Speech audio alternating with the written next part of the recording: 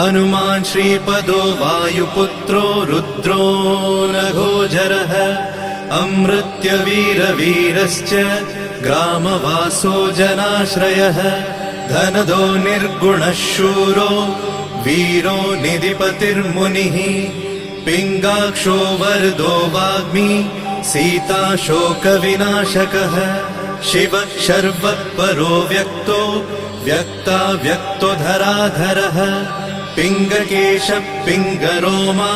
श्रुतिगम्यः सनातनः अनादिर्भगवान् देवो विश्वहेतुर्जनाश्रयः आरोग्यकर्ता विश्वेशो विश्वनाथो हरीश्वरः